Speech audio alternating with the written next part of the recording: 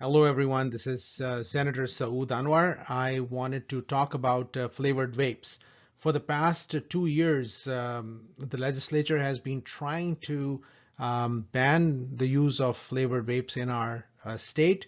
In the last couple of years, and especially in the last year, we had many conversations and issues and information that was brought by the manufacturers, the marketers, the sales representatives, and the retailers who actually tried to explain why we should not ban the flavors. And I think it's worthy to clarify this and look at this information and then make sure that we are knowledgeable and informed about what is the best decision. Best decision is we need to ban them, but I will explain to you why. And I'm hopefully with this presentation today and this lecture, I am hoping that we should be able to inoculate everybody with information. So when you get informed about some studies, some data, some research, you are well informed and you actually make sure you make the best choice going forward. With that in mind, we need to know it's a very big industry with respect to how many of our children, how many in the elementary school, middle school, and high school are getting addicted to nicotine because of the marketing strategies the tobacco industry and the vaping industry has used is quite concerning. So we all know that very well. So I'm going to touch about some of the other aspects. One of this is that this is a very big industry, multi-billion-dollar industry growing at a rate of 27.3, and they have resources, and that's why they have been able to get onto the internet and block anything that would counter their narrative. So before we talk about anything else, let's talk about the basic concepts when you're looking at some studies, but also beyond that. So whenever we look at data and research, we have to make sure that we are aware of the flaws that may be there within some of those research and so on. So I'm going to touch on some of these. One of them is the false causality. And what's happening right now is that just because there is a correlation, people think that there's a causation. So we need to just look at that. And there's a Hawthorne effect that we look at, which is an act of monitoring someone can affect their behavior, leading to spurious findings, also known as the observer effect. And that may be something relevant in what we are dealing with right now. Moving on to some of the other risks that are there, I wanted to talk about publication bias that sometimes is there when some interesting data shows up, it gets published and can get up published then lower published, which means it goes to a bigger, better, more reliable journal if it's an interesting finding. And the McNamara effect, where we actually just look at the numbers that we can measure, but do not look at the bigger picture, which is something that I will touch on in our conversation today. So another concept I think it's very important for us to know is the latency period or the lead time. Whenever somebody is exposed to any chemical, any insult, and these are the insults, the X's that you see, that person gets exposed to them, there is an induction period where the person is getting it into their body with the exposure, and then there's a latency period where we have the disease cooking, if you will. It has not shown its ugly face depending on what illness it is, but that results in a false sense of security that people may have that, well, nothing has happened till the time the person gets the illness. And that's the latency period, and important to know that there is such a thing. The biggest example or the best example is smoking, the combustible smoking in the 1900s, when this industry actually was there even prior to that. But when people started to smoke, men were the ones who started this before the women did. So the cohort of men was obviously going up and in smoking, and the women were about 10 years behind in this arena. It took quite a few years and significant amount of tobacco exposure to start to see the death rate to increase, and the male deaths that occurred first. So right about here, the male deaths were starting to increase quite a bit, and the women's deaths started to increase after that. So if you look at it from that point of view, there was this before the 1950s where people were still exposed to tobacco. That was a golden era from the tobacco industry's perspective, but they were making their billions and billions of dollars. They were in the state of denial, propagation, and spreading this across to the population. Many of the individuals that I interact with, their parents, grandparents, everybody was smoking because it was a way they were able to market it at that time. So again, I show this slide with humility, where the physicians in the 1930s, we know from the data from the 1930s that they were actually selling cigarettes with respect to saying, oh, this is good for your health, your throat protection and irritation and so on. And this was because that lead time that I was talking to you about before 1950, when we did not know that this was an evil thing that is going to literally reduce the lifespan of our entire population. We were selling this in many ways, and that's important to recognize that and realize that. So during the latency period, there's a false sense of comfort, and that has been seen with tobacco and asbestos. All the asbestos studies that you look at, there's a lead time is 30 years or so, and then people get these cancers, and some get them earlier, but most of the carcinogens, it's the same situation as well.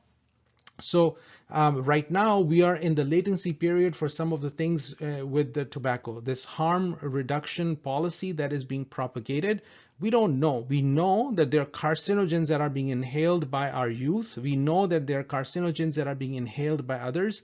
Just because they are actually not showing the illness yet, because we are in the latency period, we actually have this false sense of security, and I am not buying the argument of the less harm because of the latency period and lack of data for that area.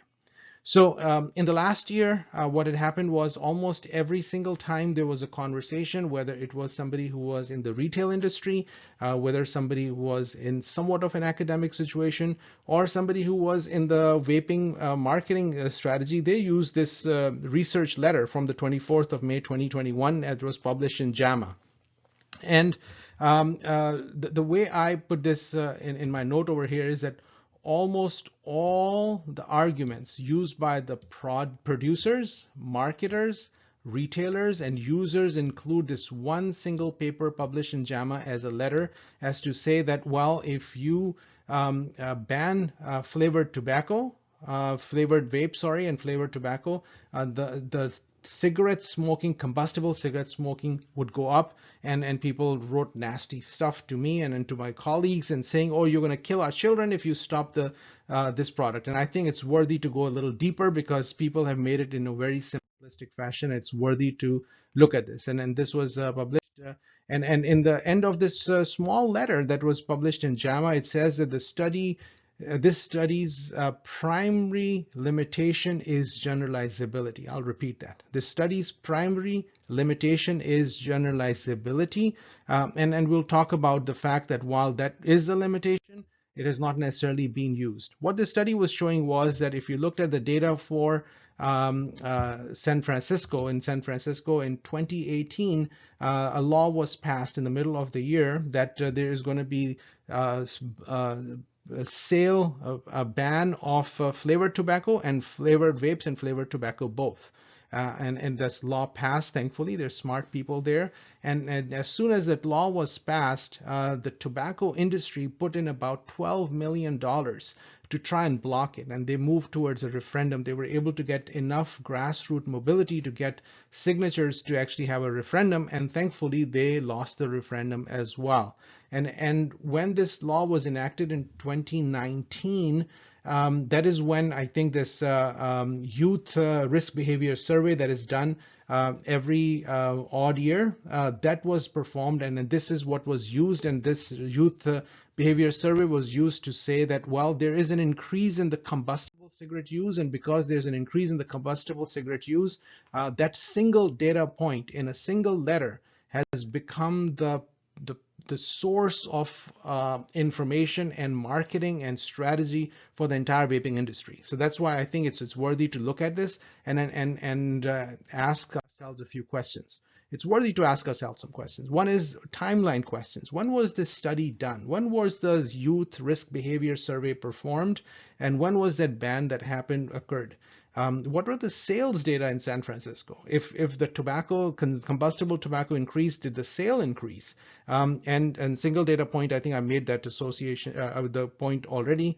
Association is not necessarily causality. We have to look at other issues.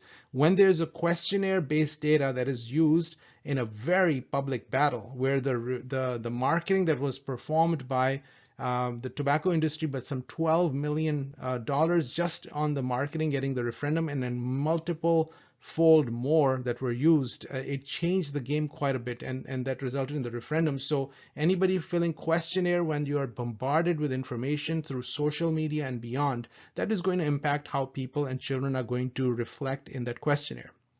If this does not increase in smoking, why did the tobacco company spend $12 million to stop banning of the vapes in San Francisco? And much, much, much more since that time. So hundreds of millions of dollars are being spent aggressively at this time to make sure that legislators like me and my colleagues don't put these laws out there. So that's why it's important. We need to know why and what's the secret behind it. And how come the tobacco product sale data in San Francisco and around does not correlate with what this study had shown? And how come the tobacco consumption data from other sources does not correlate either? What has happened in 2021? And broader questions were never asked or addressed. And I think that's worthy for us to ask those questions, because we cannot use one data point and try to threaten the well-being of the children for the next many generations based on one data point in one study in the form of a letter.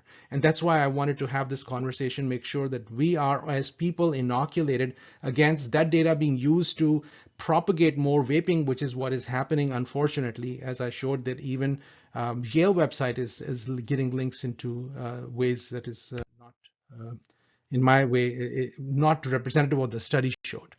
Timeline questions. The youth risk behavior by law is conducted biennially during the spring of odd numbered years. In other words, this study, the numbers that we're looking at in 2019, that was done in spring 2019, and that was at that time.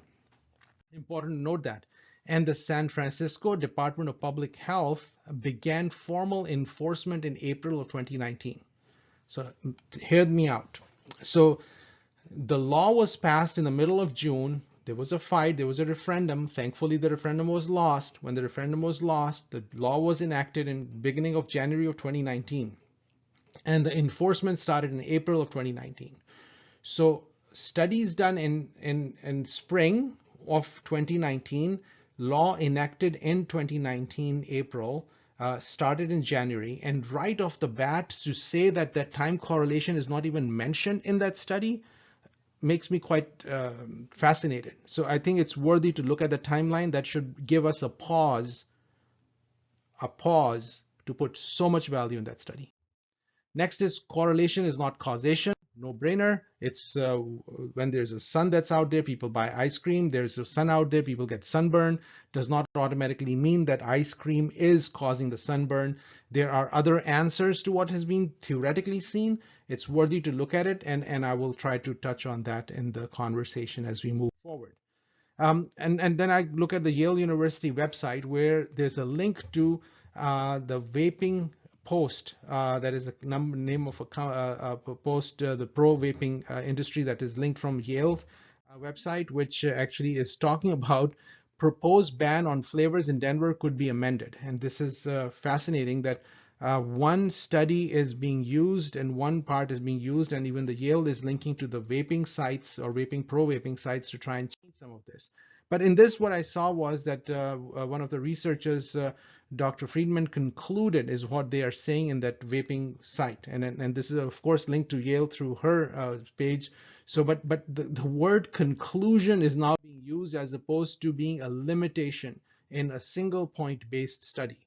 So just an important thing to be kept in mind, that now it's moved towards a conclusive evidence, which is a really too much at this time, scientifically speaking, not emotionally speaking. It's an emotional issue for everybody, I know. So cigarette sales data in San Francisco. Let's talk about that and look at it. Well, if the cigarette sale data in San Francisco, if you look at it, this is from the city of San Francisco. The flavored vapes and flavored combustible cigarette, the sale and other vapes combustible did not go up. So Here we are saying that suddenly all the children are smoking combustible cigarettes according to the salespeople and the pro-vaping group, that just because of one study that was published in JAMA, everybody has gone out and smoked. Well, how come they are not represented in any form? Not only in San Francisco, the numbers went down dramatically in the sales, and the numbers went down in other places too, including San Jose and San Diego area. So if you look at that part, that actually counters the fact. So the cigarette has to come from somewhere. It did not automatically appear. So it's more in the questionnaire maybe, but it's not necessarily in the sales data. So worthy to look at. And then I touched on this. If the banning flavored vapes increases the combustible cigarette use, why is big tobacco spending millions to stop it? Which other company would actually put millions of dollars to stop the sale of their own product? And then that is where the secret lies, and that is what I will touch on in a second as well. So they put $12 million that I talked about as well, where they were using this $12 million to push for a referendum. And their rationale was that if they can somehow block this, that would be the way to do it. But thankfully, they were not, and the people in San Francisco actually were able to win with 60+%, 68.4% voted yes. Here's the update from 2020 and 2021. This is the 2019 to 2020 California Student Tobacco Survey, and that actually looks at the usage of cigarette, both the vapes and the cigarettes, and those numbers are much less than what were displayed and this is for the youth. Let's look at it. This is a high school student data that has been comprehensively looked at as well, not from the questionnaire from the Youth Behavioral Health Survey, the Youth Risk Behavior Survey, but this is from the survey from the state of California, which shows that the numbers are much less than what was suggested otherwise. So I think it's worthy to keep that in mind as well. And then this is the same numbers again shown, which is important that San Francisco and the statewide, there's been a reduction in the cigarette use. There has been a reduction in the e-cigarette use. And in the 2019-2020 for San Francisco, the cigarette use had gone up a little bit in that survey, but that's something that we are seeing. California holds youth vaping below half the national average while almost eliminating smoking. This is important to note, and the Tobacco 21 that thankfully I and my colleagues and everybody had fought for had helped, and California was ahead of the curve in Tobacco 21. And when they started that, the rest of the country was much higher, and the tobacco consumption had been decreasing in California and continues to decrease in 2020 as well, despite that one data point that you have seen. This is actually from Professor Stanton Glantz from San Francisco, who has worked with the city of San Francisco and is a professor in California, who looked at the existing data from the JAMA article and said if we were to put it in 2020 terms with that single point data that was there, that actually shows that the numbers are actually much less as one would have expected if we were to put this data. Now, you have to take this with a grain of salt. This is a different study, different cohort, but this is the percentage numbers. But again, everybody has been putting all of their emotions, financial opportunities into this point of data. But the reality is that data over here is much less in 2021 data. When that's available, that may also show us that part as well. Important to note, this is from another professor who has looked at some of this as well. It's worthy to talk about the McNamara fallacy in research and data, which basically says that, well, you measure what you can measure. This is good, but if you disregard what cannot be easily measured or give it an arbitrary quantitative value, that is artificial and misleading. And then you presume that what can't be measured isn't important, which is the definition of blindness, and what can't be easily measured really doesn't exist, which is suicidal. So in this research, if you're not measuring some of the other broader questions and looking at those in a valuable manner, you're actually have a blindness in your study, and for policymakers to just look at that and be blinded is equal to suicide. And that's why we have to look at this from that perspective. Look, our children and our adults are inhaling carcinogens through the vapes. The flavored vapes are there to try and get the children to get addicted to the nicotine, and we are in the midst of a latency period, but we are seeing direct impact on them from the nicotine addiction, which is immediate. And that is the question and issue that we have to look at. The fact that these kids are getting nicotine addiction is allowing the combustible industry to be able to capture more cohorts. They're very smart. The smartest people from the smartest universities go and work for the tobacco industry. And that is how they have the data.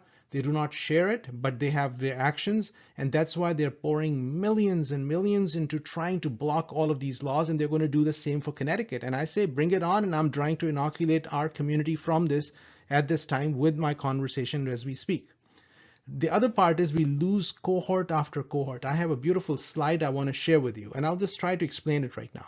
So let's say the children who are in the 7th grade, they're already addicted to the flavored vapes and nicotine right now. But the 6th grade is not in the 7th grade. So if we can block and make this law, the ones who are in the 6th grade, we'll protect them. The ones who are in 5th grade, we are going to protect them.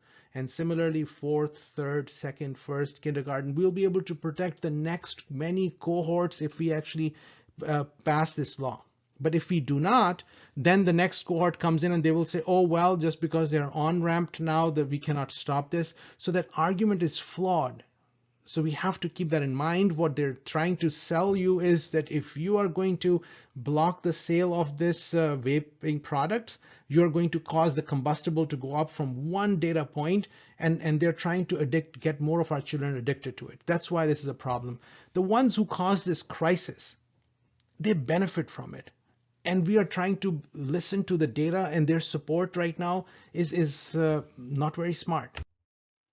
What is in the midst of these vapes? Nicotine, we know that. Most addictive chemical known to mankind. Particulates, flavoring. Lungs were never made for flavors. Volatile organic compound. Carcinogens. They have, again, metals like nickel, tin, lead. They have other chemicals like toluene, xylene, tobacco-specific nitrosamines, aldehyde, formaldehyde is a carcinogen, propylene, glycol, glycerol. These are the things that are inside the vapes. And then when the exhaled secondhand aerosol, when the people, all these fumes that they're creating, the ones who are next to them, they are getting inhalation of nicotine as well. Propylene glycol, glycerol, particulate matter. We are in the latency period, so the ones who are in the secondhand smoke or the secondhand aerosol, they are going to be impacted as well. And that's why, thankfully, we are smarter right now that we are not allowing this in airplanes, all different places, in all restaurants as well. I think that's the way to do this, is to protect and then take care of ourselves. Why is everybody so interested to put their money into this? This is a nicotine addiction, and vapes are the entry point. The on-ramp is where they are going to make the money. When they get a 6th grade, 5th grade, 4th grade, 7th grade student addicted to nicotine, they have them for the rest of their life, theoretically, unless we intervene. So we have to protect the next generation, but have to have a treatment for the other one. But the treatment is not going to be vapes. There have to be actually other ways of being able to take care of it. It has been done, it has been proven, it has been effective. So we have to use the existing ways to be able to take care of this. As I promised, I'm trying to show you another graph. This graph is about the cohorts. As I was saying, that we are trying to protect the children. So we have somebody from 1 grade. These are the old pictures of the cohorts that we have from 1910 and 1900s, 1890 cohorts. But I wanted to just give you an idea that the ones who are in the 6th grade, we are saving them right now. And the ones who are in the 7th grade, we are saving them. And these are the cohorts that are going to go on continuing to be exposed if we don't stop them. And then we have to have a plan to do this. I wanted to get this information for you to be prepared, to be ready, to understand what is at stake, and we have to fight this. I wanted to thank Professor Stanton Glantz, Associate Professor Abigail Friedman. I had a chance to talk to her last session, students, parents, and medical colleagues, fellow legislators, all of the individuals who have been in this journey to fight to protect our children. I wanted to be able to say thank you to all of you, and then also my fellow legislators. I'm blessed to be able to work with them who are going to join in this session in 2022 to be able to protect our children. Please stay well, take care of your loved ones. Thank you. This is Senator Saud Anwar. Thank you.